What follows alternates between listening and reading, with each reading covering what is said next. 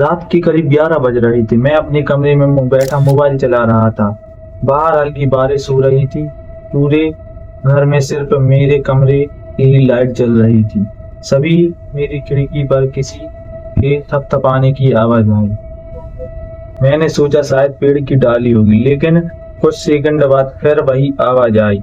इस बार आवाज बिल्कुल ऐसी थी जैसे कोई उंगलियां से खिड़की बजा रहा हो। मैंने धीरे धीरे खिड़की के पास गया। बाहर पूरा अंधेरा था, कुछ दिखाई नहीं दे रहा था। मैं वापस बिस्तर पर बैठ गया। तभी मेरे फोन पर एक अनजान नंबर से मैसेज आया, खिड़की मत खोलना। मेरे हाथ कांपने लगे। मैं तुरंत रिप्लाई किया, कौन?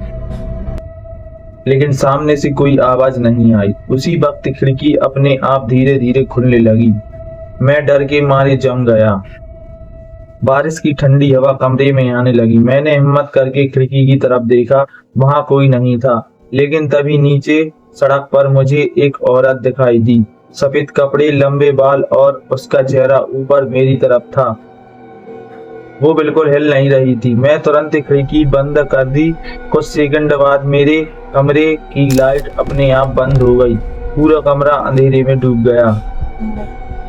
अब सिर्फ मोबाइल की फ्लैश लाइट चल रही थी। तभी मुझे कमरे में कोने से किसी के सांस लेने की आवाज सुनाई दी।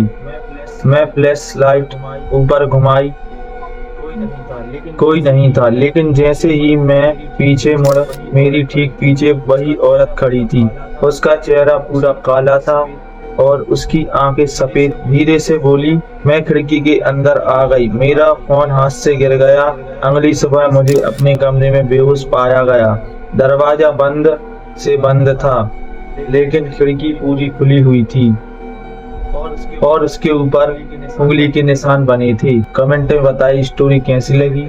अगर स्टोरी अच्छी लगी हो तो कमेंट में बताएं और हमारे चैनल को सब्सक्राइब करें। तो मिलते हैं ऐसे ही नेक्स्ट स्टोरी के साथ।